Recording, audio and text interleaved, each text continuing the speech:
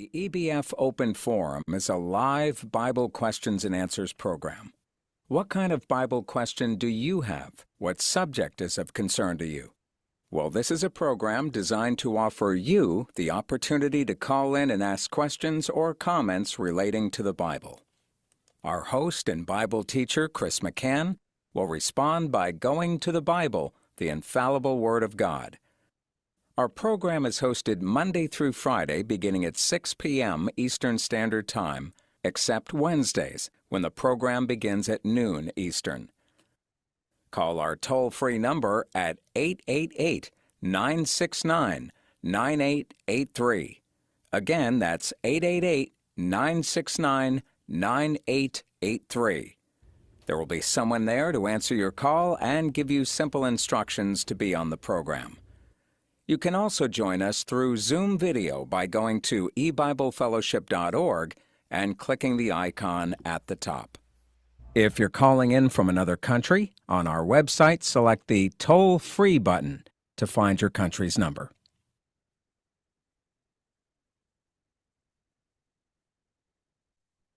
Welcome, everyone, to eBible Fellowship's new open forum program. During this time, we're going to open up the phone line to take your call, and each person is invited to give us a call if you have a question or a comment you'd like to make. And I'll try to respond to your question by going to the Bible to see what we can discover regarding the thing you're interested in. Before we do that, I just want to make a few announcements.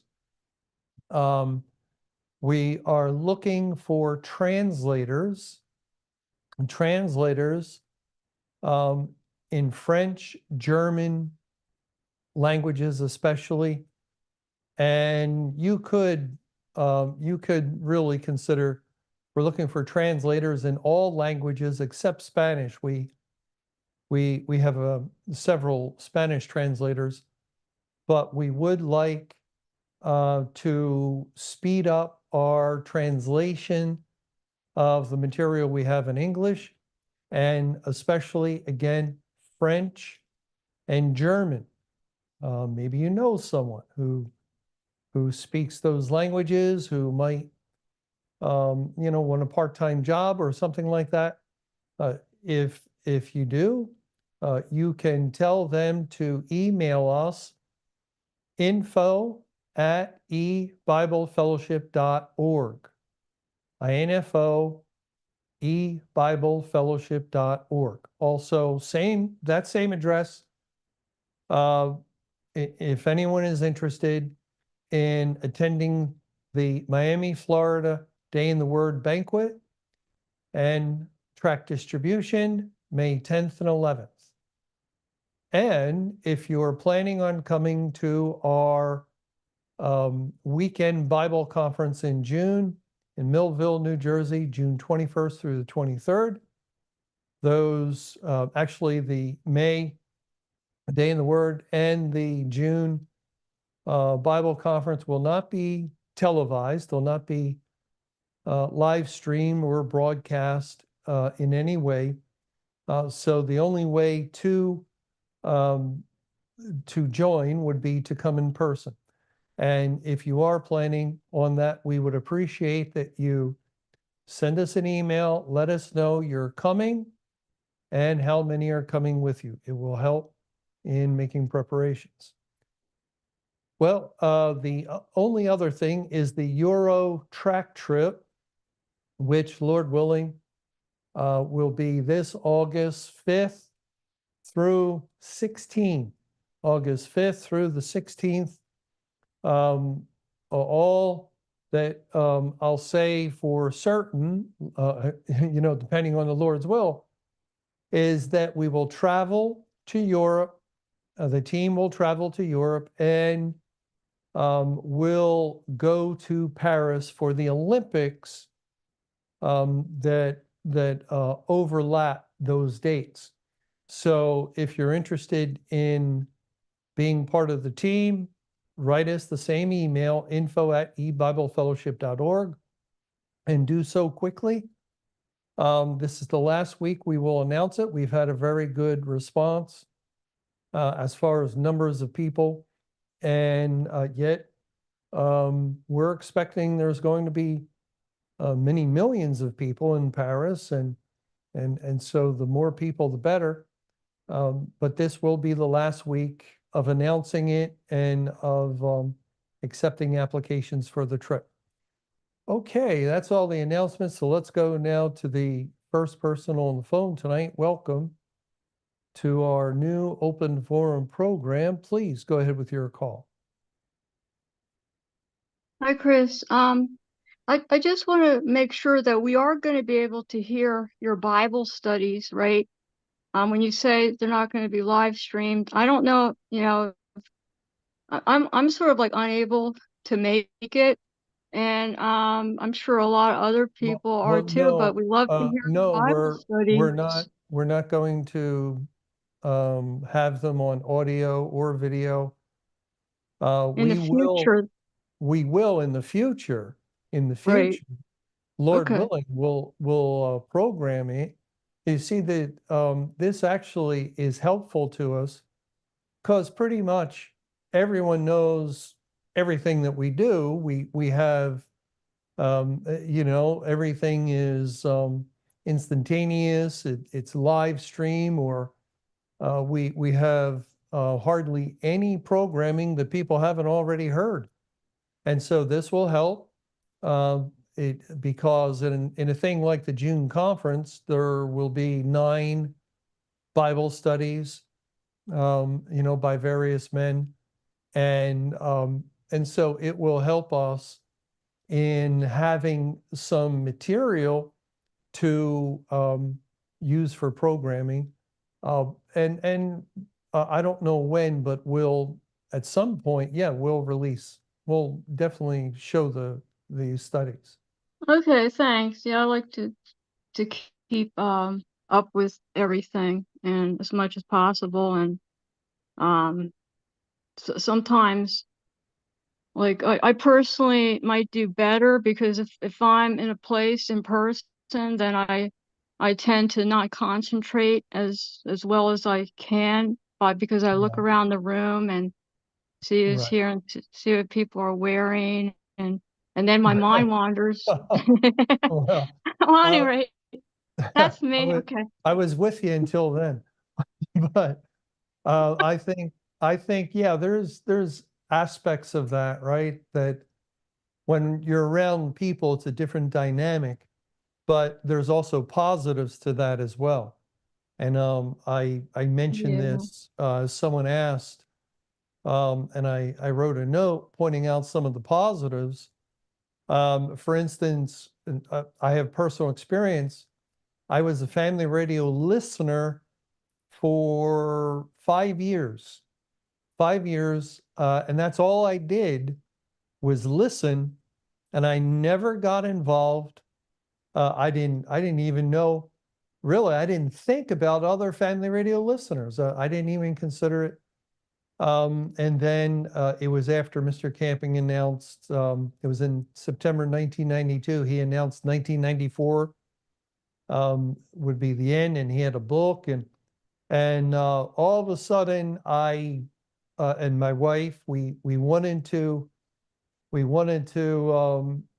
just get more involved, and when we did, we found out there was a Bible conference, and we went. And when we went to the Bible conference, which was the first thing we did, it was in Lake Yale, Florida. And when we went there, we met a lot of people from Philadelphia area where we were from. And that really started a whole different path in our lives. We were no longer just listening. We were meeting with others for Bible study. There was Bible studies we had no idea that had been going on near us, and so we started going to them. We started being interested in handing out tracts, and I went on tract trips to India, and those track trips, I would say were very instrumental in changing my life, or they just had a major impact on me. And I would say, if it wasn't for going somewhere in person, I mean, the Lord's in control, but I was very comfortable. I was very comfortable, and it was meeting others and getting involved in a whole bunch of things that changed the course of my life. So I think it can be a potential positive. That doesn't mean, who knows? Um, I don't know what God's going to do, but we have these in-person Day in the Words. And I will say this, it's very disheartening to do a Bible study in a big hall and there's like 15 people. It's disheartening. And then you have, large numbers of people online. That's why I was getting to the point of preferring the virtual study, the virtual Day in the Words, rather in person, because I just felt, well, we got to do all this, get there, and what, for 10 people, and most of the people there are the ones involved. So I think it's a necessary thing if we're going to continue in person days in the Word, that we meet with people who are listening. It's I think it's important for them. It's important for us. Yeah, that would be nice. May I ask a question? They'll ask my Bible question.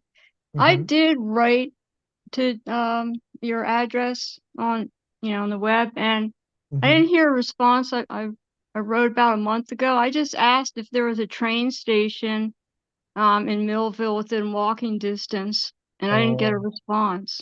Did you know if there's a train okay. station? Well, I'm sorry. What was that Did last you thing? know if there's a train station for people? Um, They well, could- I know Leicester makes it. I'm not oh, sure it does? exactly. Okay. I'm not sure exactly where the train Okay. station is. Okay. I'm sorry. Sometimes an email could fall between the cracks. There's several people who receive the emails that come in for various purposes, like um, track info would go to certain people, and whatever we're announcing would go to other people. Sometimes something, maybe it's assumed, well, somebody else will take care of that. We'll have to address that and Well, that's see okay. and assign. Okay. No, I it's think important that someone we. just offered to help me, so that's nice. Oh, As we well, were it's talking. important that we Thank you. assign, if we get any emails concerning attending, that people get a response. Okay, thanks. All right, Can you you're welcome. Thank you very much. This is my question. Could you please compare Ephesians 6 verses 14 to 15 with Exodus 12 verse 11? Ephesians 6:14 and 15. Stand therefore, having your loins girt about with truth, and having on the breastplate of righteousness, and your feet shod with the preparation of the gospel of peace. Compared to Exodus 12:11. Yes, please. Exodus 12:11. And thus shall ye eat it with your loins girded, your shoes on your feet, and your staff in your hand, and ye shall eat it in haste. It is Jehovah's Passover. Thank you. These verses seem to have similar language. So could they be relating to the same time, especially now? Can you? Well, Oh, we know this is actually the armor of God that a person would receive at any time or any point when they became saved.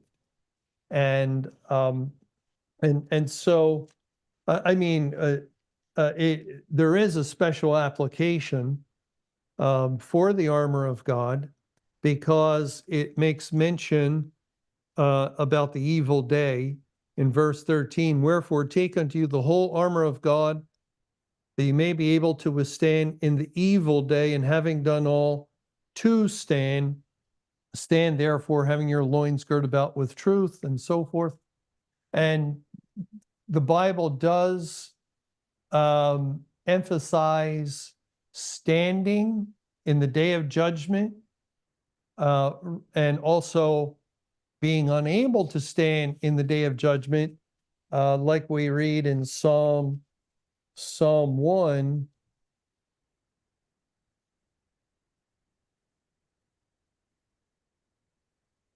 It says in verse 5, therefore the ungodly shall not stand in the judgment. And we could go to a few other verses where the Lord speaks of those who are able to stand or those who will not stand. And we know to stand, therefore, you have to have the armor, and the armor accompanies salvation. So God, had to save someone. In saving them, they received all the necessary spiritual protection that they will need to go through Judgment Day that we're presently experiencing. And that's why the Lord says that he that endureth to the end shall be saved. We will endure because Christ has saved us, and the armor of God is a figure of that. Now in Exodus 12, you're right, there it speaks of your loins girded and your shoes on your feet. Instead of a sword, your staff in your hand. But we could look at the staff as a figure of the word of God, just like the sword. And this is pointing to God's deliverance of all Israel out of Egypt. And the spiritual picture of all Israel is the elect. Egypt is the world or the kingdom of Satan. And to be delivered out of Egypt is a picture of salvation. So that would be the tie-in. Ephesians 6, you receive the armor at the point of salvation. Exodus 12, the deliverance from Egypt, and the command to gird up your loins and so forth, also at the point of salvation. So that would be the connection, I think. Okay, well, thank you very much. Appreciate it. You're welcome. Thank you. And let's go now to the next person on the phone tonight. Welcome to our program. Please go ahead with your call. Hey Chris, how you doing? Just know, okay, yeah. Damn, I'm just got tongue twisted. Oh, all right. I was gonna mention someone told me to mention today, right? That I know it's early, but in 2026, the world is coming to New Jersey for the World Cup. So I don't know. Maybe it's time to start planning for that. I just wanted to mention that. But I had a Bible question. Okay.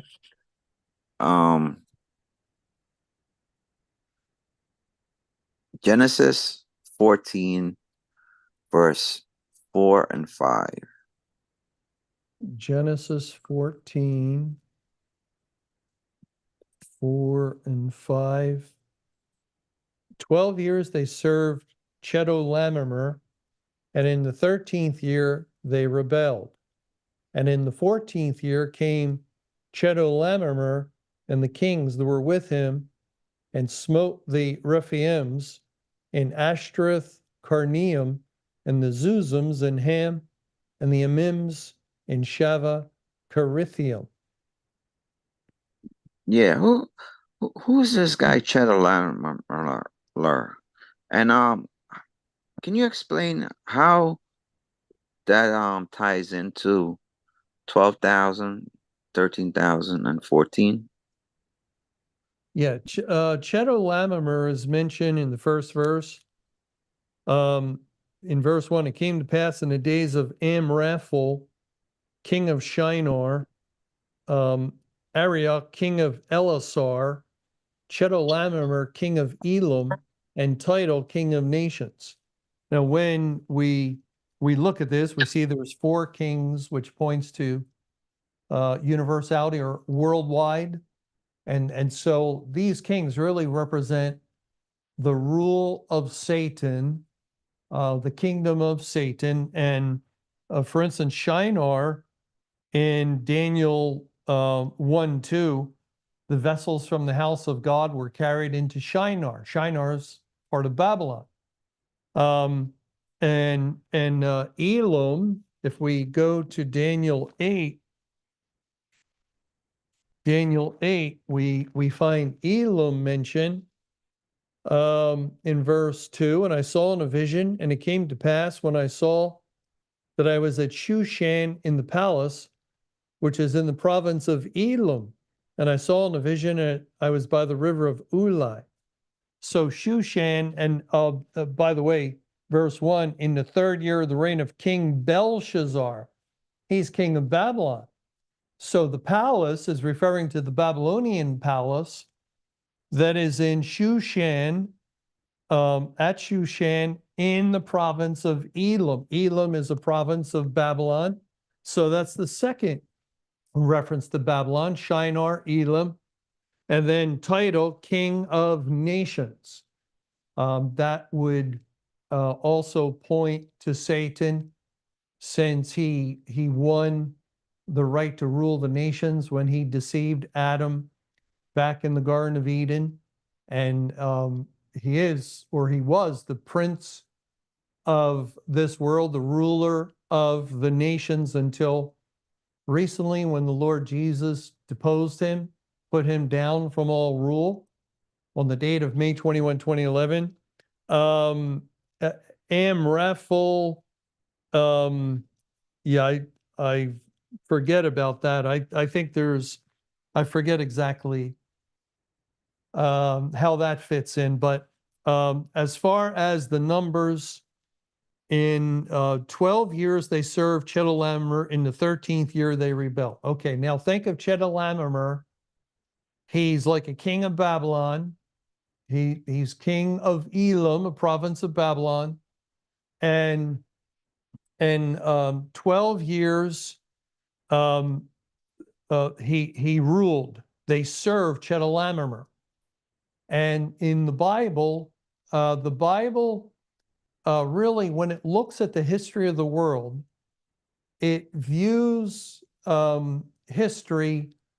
First, you have the Old Testament, which is like 11,000 years, and that's why whenever you see the number 11, like with Joseph being 110 when he died, or Joshua being 110 when he died, or in other instances, it's normally pointing to the first coming of Christ, which took place after 11,000 years of history. Jesus born in 7 BC, that was 11,006 year since creation. And then when Christ went to the cross, he bound Satan, and the biblical language is that Christ cast Satan. He bound him about with chains in Revelation 20, cast him into the bottomless pit for 1,000 years. 1,000 years. Now, it's a figurative 1,000 years.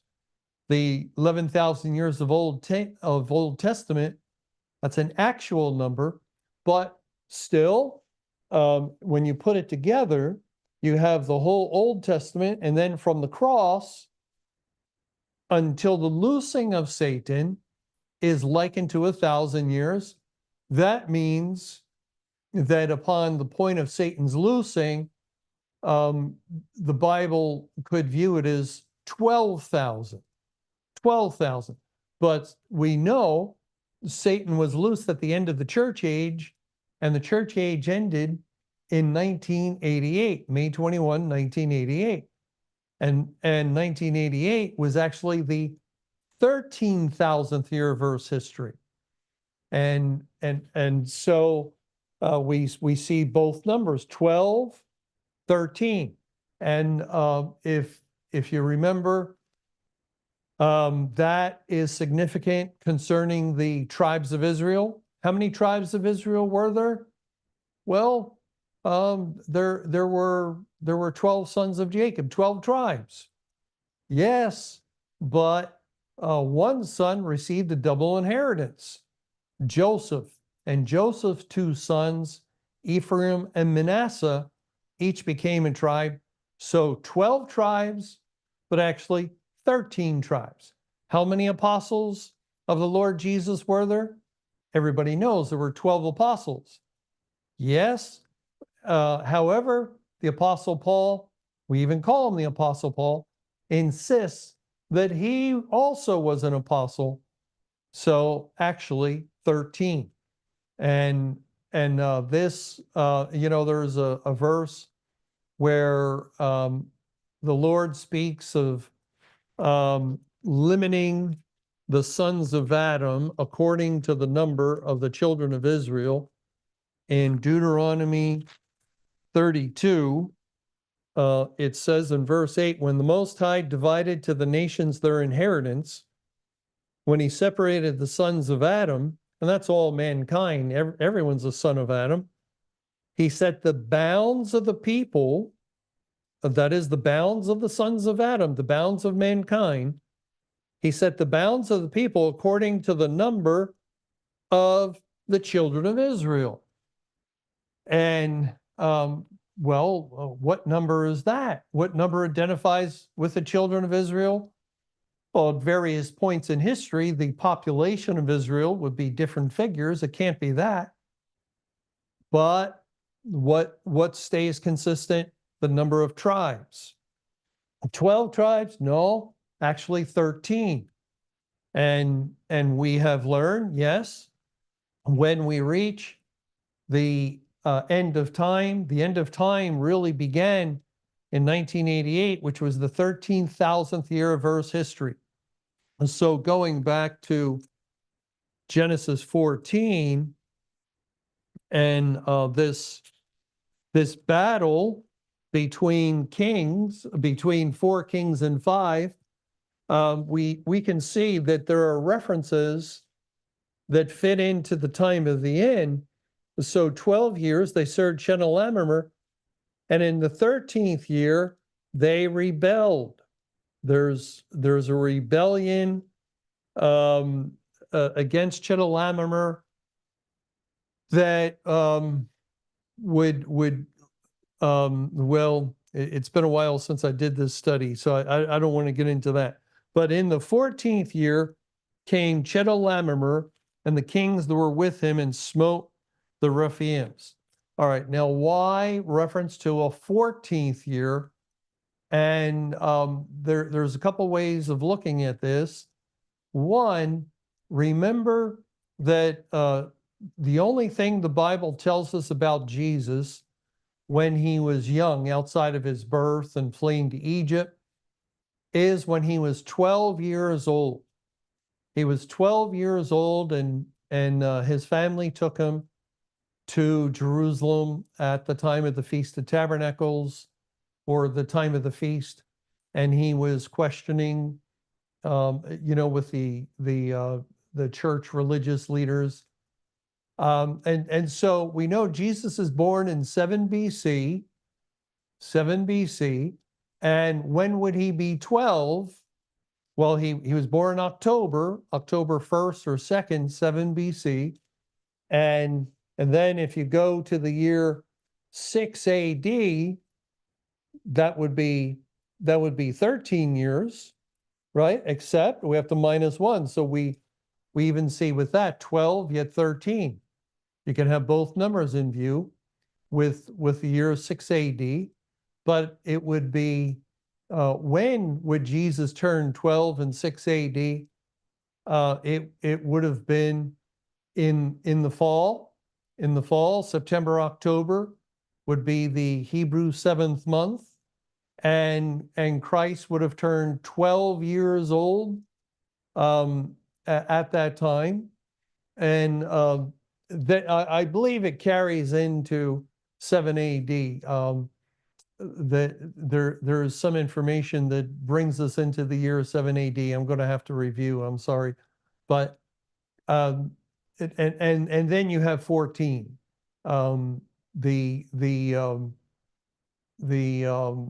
Yeah, I can't remember exactly why we go into 7 AD, but then you have 7 BC plus 7 AD, and you have the number 14. So all three numbers are in view, and also significantly from Christ when he's 12 years old in 6 AD, 6 AD, you go 23 years and it takes you to 29 AD. And 29 AD is when he was baptized. We know the date for that. It was September 25th, 2029 AD. And that's, a 23-year period is like a tribulation period. And so it does seem the Lord intentionally gave us this little piece of history of the early life of Christ in order to paint some spiritual pictures using numbers 12, 13, 14, as well as make a tie-in to 23 years, which is typically a tribulation period. And then in 29 AD, we know that he went about his ministry for 3.5 years. And so that's basically the spiritual direction that this chapter is going. But thank you for your question and comment about the soccer game in 2026. Let's go now to the next person on the phone tonight. Welcome to our new open forum program. Please go ahead with your call. Hello, can you hear me? Yeah, you're a little low. Can you speak directly into your mic or phone or whatever you're using? Okay, now you hear me? Yeah, that's better. Okay, thank you for your time. My name is Sagar Minhas. I'm from Pakistan. So I'm listening your message when I get your notification. It's too much late time in Pakistan. Now time is 3:35 a.m. But when I get notification, I must listen you. Thank you very much. It's a great work you are done. Well, let me, excuse me, let me just mention on Wednesday, every Wednesday, we have 12 p.m. That would be 6 hours earlier, your time, right? So I guess that would be around 9:30 your time, p.m. Yeah.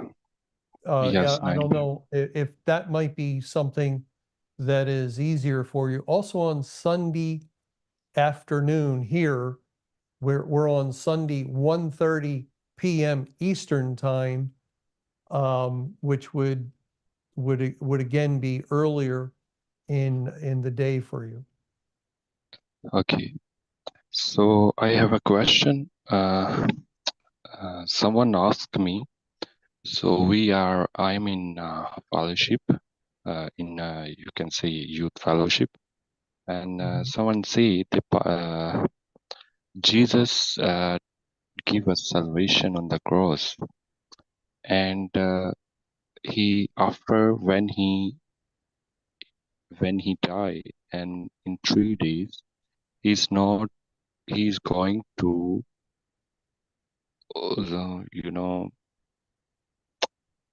Sorry, my English is not No, good, no, but I'm trying you're to. doing well. You're doing well. Okay. Someone said Jesus died on the cross, Yeah. and after And 3 days, he rose. Is that what you're yeah, saying? yeah. Yeah, he 3 day in, he is, his body is in graves. You understand? 3 days, his Yeah. body. Yeah. Well, But here's the problem. Here's the problem, or how we have to understand it, because Jesus, we know, was on the cross Friday, and okay. so if he went, if he went to the tomb Friday evening, Friday night, that would be one Saturday night, Sunday night, and it doesn't fit. But the way that God lays out the 3 days and 3 nights, he Yes. starts the night before, Thursday night, in the Garden of Gethsemane. Remember when Jesus is in an agony and he's praying, Father, may this cup pass from me? That's the night before.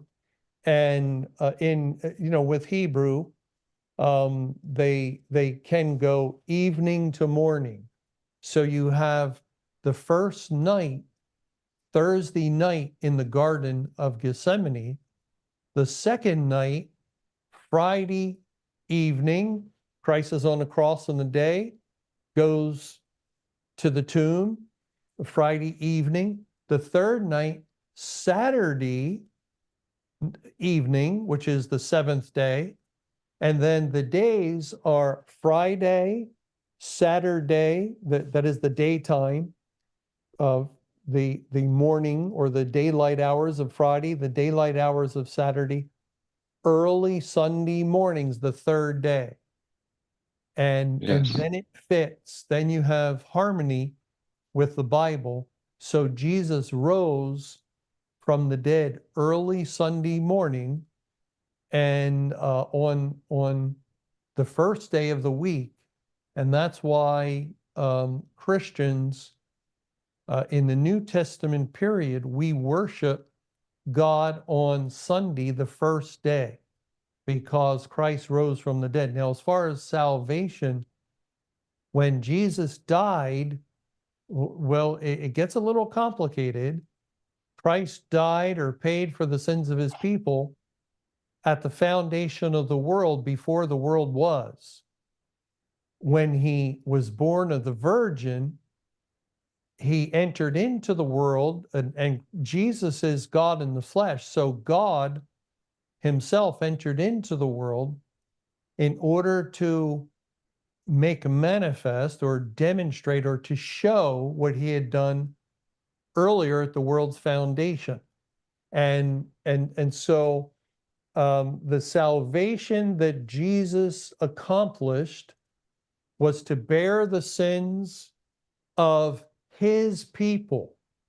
And his people are certain ones chosen by God also before the foundation of the world. And Christ bore their sins only. He did not die for the sins of every person in all the world. That's not true. That's what churches teach. He died for specific people, all the sins of specific people that the Bible would say are few out of the many of the world. And he, in dying for our sin, he satisfied the law's demand for each of these elect.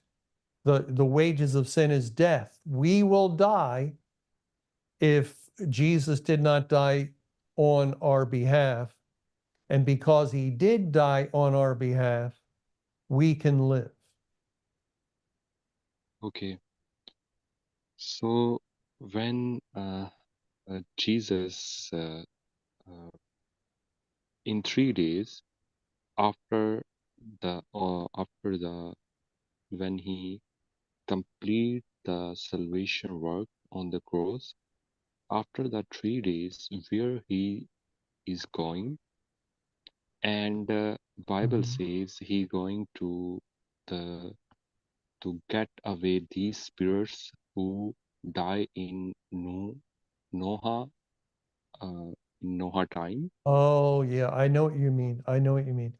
In First And Peter, in First yeah, Peter 3, First yeah. Peter So first 3, yeah. first thing is Jesus going to Jesus go for these spirits for preaching and get these spirits to heaven. And what you say, Jesus also before the question is that Jesus Jesus died for all the people who people sins who lives in past and present and future. He died for all. He complete the salvation. And the person says me, he the overall the like David and Abraham, he also he's not going to heaven before when Jesus die on cross. After they go to heaven. You Well, understand my question? yes, yeah. Yeah. The person who's telling you this or saying these things is wrong. He's wrong.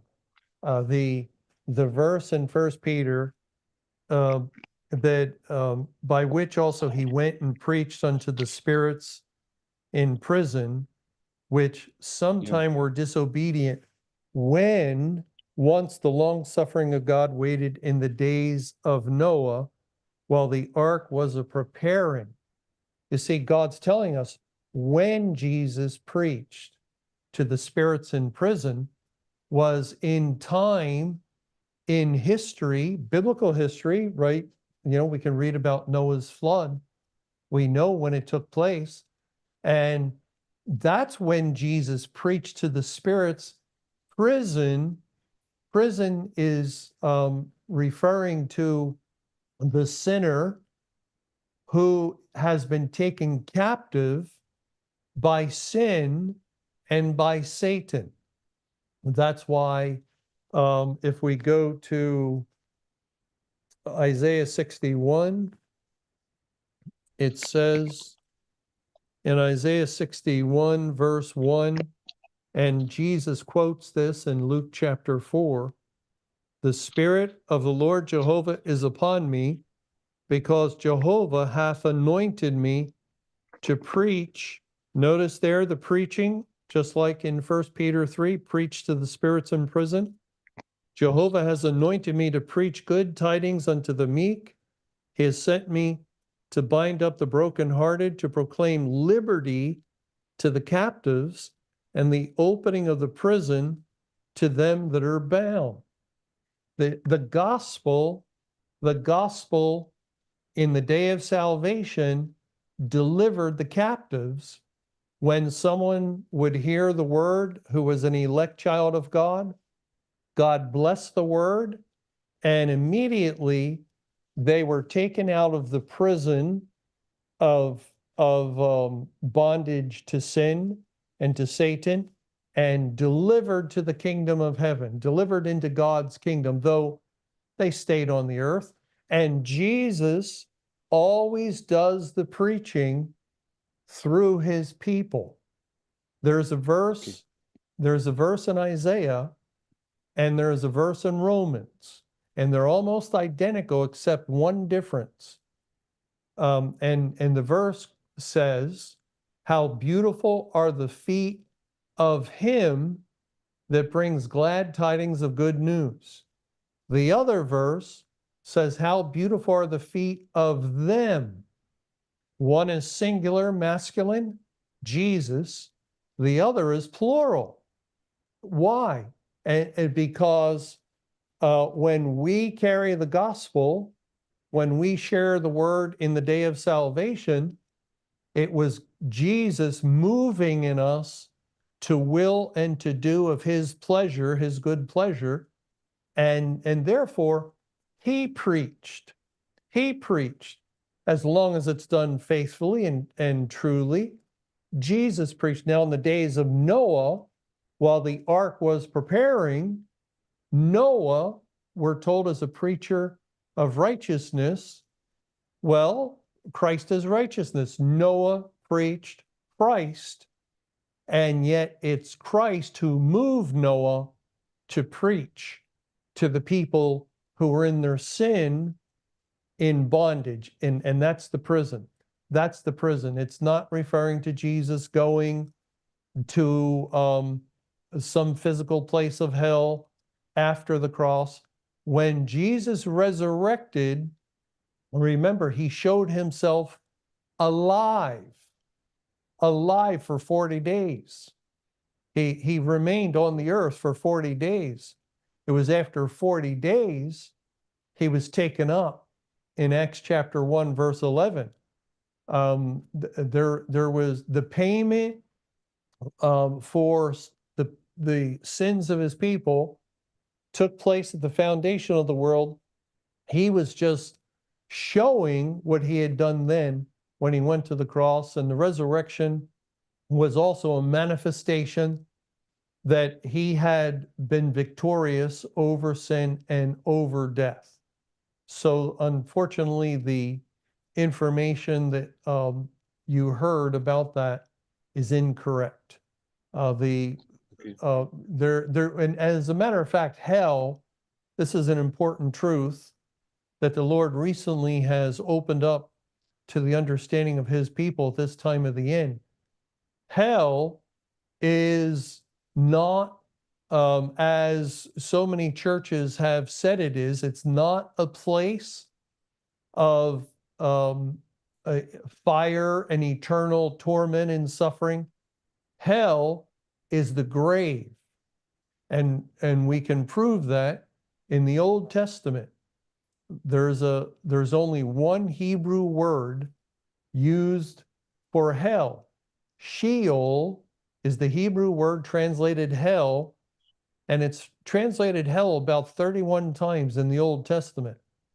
Well, that same word is translated grave about 31 times, almost, if not equal, almost equal. I'm just, maybe I'm not getting the numbers right, but I know it's very, very even. 31, 31, hell or grave.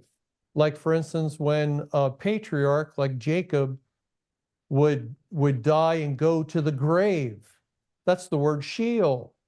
It's the same word translated hell. And that's what happens. That's the payment for sin. The wages of sin is death. And death, what happens when you die? You're put in the grave. You go to hell. That is the teaching. So there's no place where souls are being tormented or tortured in hell that is like a prison. That's just not biblical. Okay, thank you very much. I'm just be confused. I'm trying to convince her, but I'm also a little bit confused, but I'm get good and correct information Well, about Bible. we're So, very glad that you've joined us tonight and you brought that up, and please feel free to come back. I know it's very late or early, depending on how you look at it. Very, very difficult time, but keep in mind on Sunday, we go by New York time, 1:30 p.m. New York time, which would be several hours earlier, probably 9:30, 10 p.m. In your nation. okay, I will must try because sometime I'm busy in work. Oh So yeah. yeah, but I will must try to join you. It's a good fellowship, and I think it's good to uh, fulfill with fruits with these fellowship. I'm happy to join you. Also, Well, I'm thank you. listening you, but I'm listening your your messages. But first time I'm join you, Mhm. so thank you very much. Oh, you're welcome. Thank you for your call. And now let's go to the next person on the phone tonight. Welcome to our open forum program. Please go ahead with your call. Hi. Hello. Hi, can you hear me? Yes, we can hear you very well. Please go ahead. First of all, Hezekiah, it was great to hear you calling. I'm glad you called. And my question is in 2 Kings chapter 23. I'm sorry, 2 Kings chapter 18, verse 5, compared with 2 Kings 23:25. 2 Kings 18, 5. 5. He trusted, let's see. Oh, okay. This is the brazen serpent. Verse 4, he removed this, he is referring to Hezekiah. He removed the high places and break the images and cut down the groves and break in pieces the brazen serpent that Moses had made. For unto those days the children of Israel did burn incense to it, and he called it Nehushtan. He trusted in Jehovah God of Israel, so that after him was none like him among all the kings of Judah, nor any that were before him. Can you compare that with 2 Kings 23:25? 2 Kings 23, and this would be Josiah. And he put down the idolatrous priests whom the kings of Judah had ordained to burn incense in the high places in the cities of Judah and in the places round about Jerusalem, them also that burn incense unto Baal, to the sun and to the moon and to the planets and to all the host of heaven. I'm not sure what verse you read there. Uh, 2 Kings 23:25. Oh, I read verse 5. I'm sorry. Okay. 2 Kings 23, 25. And like unto him was there no king before him that turned to Jehovah with all his heart and with all his soul and with all his might, according to all the law of Moses, neither after him arose there any like him. Yeah, what I'm confused about is God saying basically the same thing about Hezekiah that he says to Josiah, but it's not exactly the same. And he says there was none before him, nor arose any like him after him, and they were both kings of Judah, and that's what I'm a little confused on. Well, yeah, they would both be types of Christ, and so it would be true. You can make the same statement because we need to harmonize it. You can make the same statement on a spiritual level about Hezekiah representing Christ and about Josiah representing Christ. And it would be true because it's looking beyond the earthly king to Jesus. And we know that Jesus is King of Kings. If you just think, apply this to Christ, he trusted in Jehovah God of Israel, so that after him was none like him among all the kings of Judah, nor any that were before him. And you could look at the earthly kings of Judah, or you could look at spiritual kings, Judah, a figure of the kingdom of God.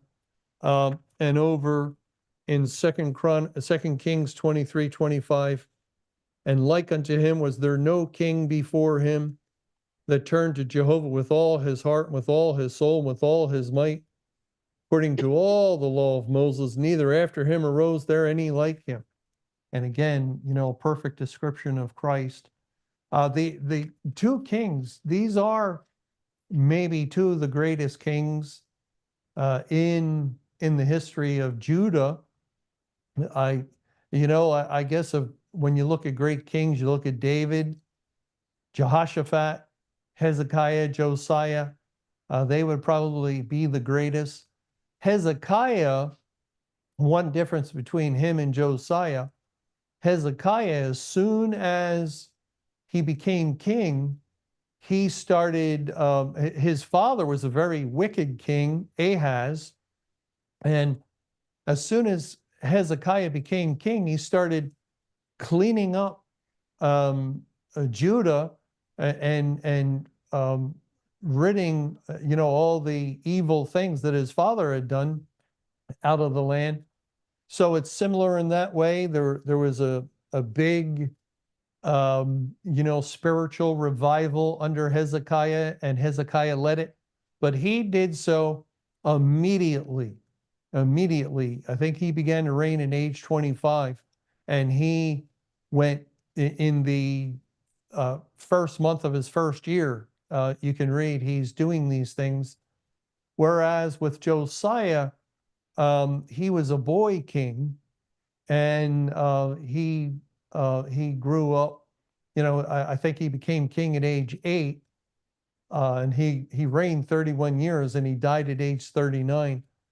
So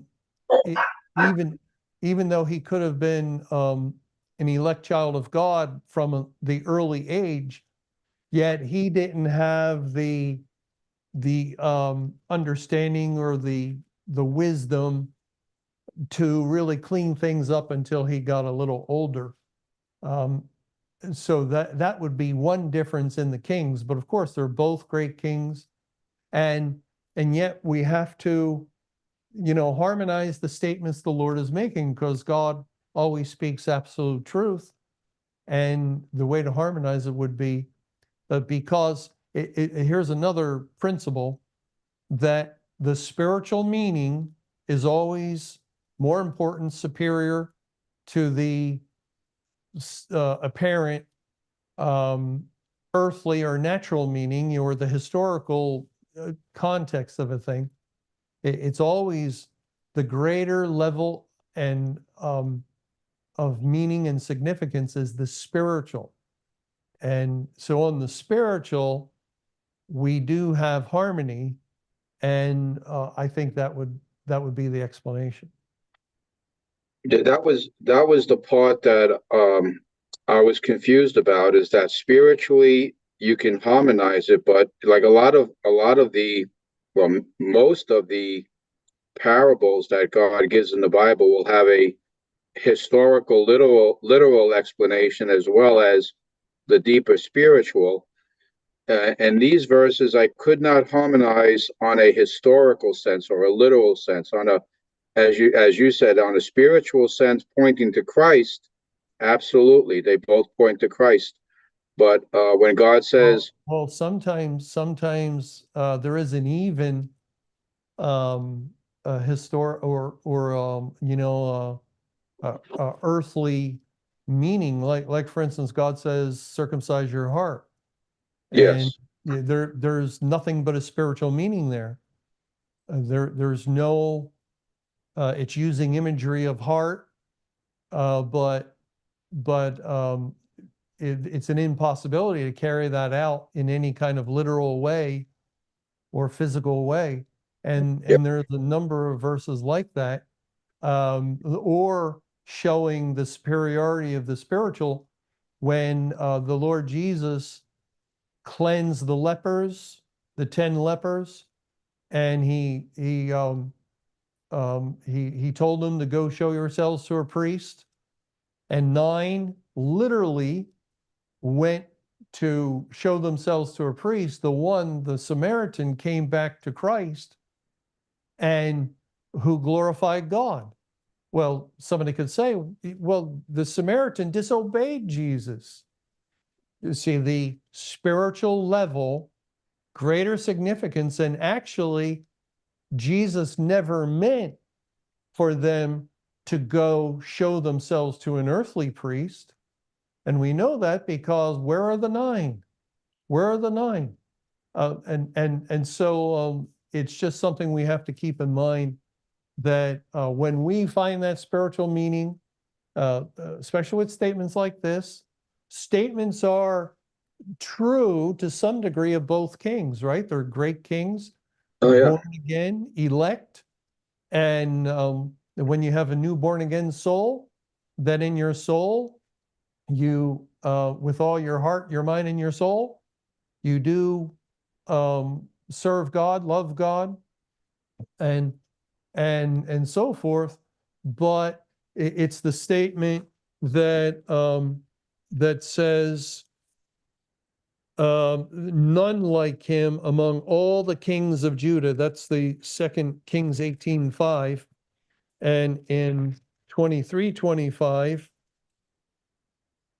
where it says, and like unto him was there no king before him that turned to, that can only apply to Christ. It can only apply to Christ and be. But thank you. Thank you Thank you, for Chris. calling and sharing. And now we'll go to our last caller tonight. Welcome to our open forum program. Please go ahead with your call.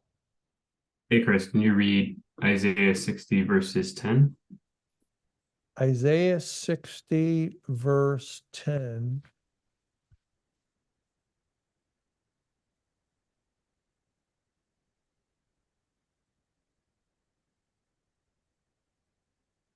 And the sons of strangers shall build up thy walls, and their king shall minister unto thee. For in my wrath I smote thee, but in my favor have I had mercy on thee. And then can you also read Ezra 1 verses 1 and 2? Ezra 1.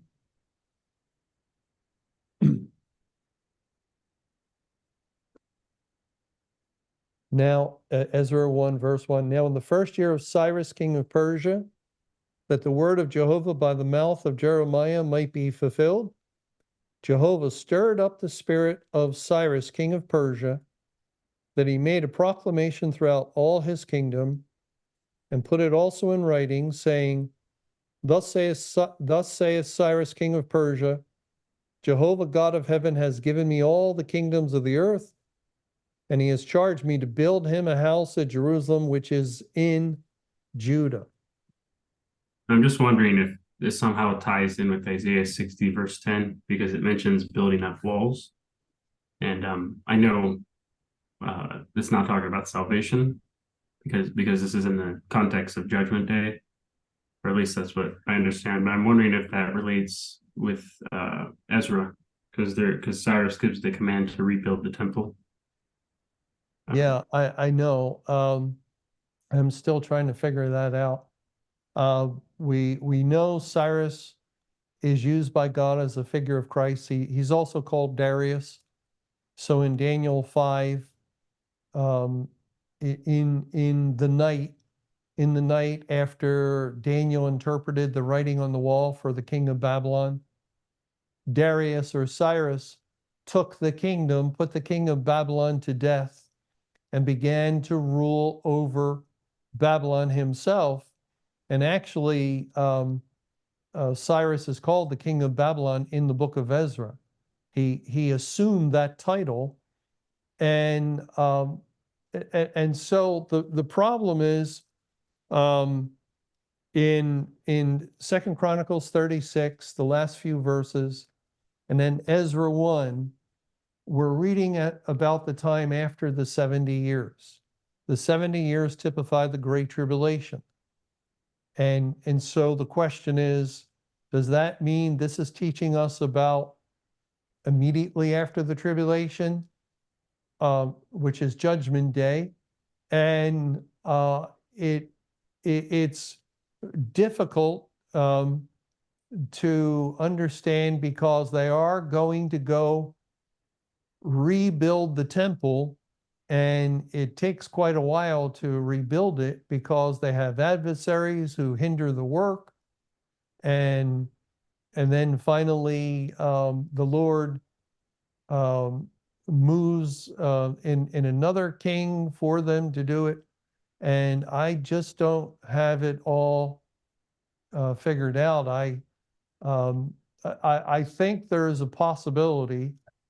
There's a possibility that the building of the second temple. I mean, just think of what God did.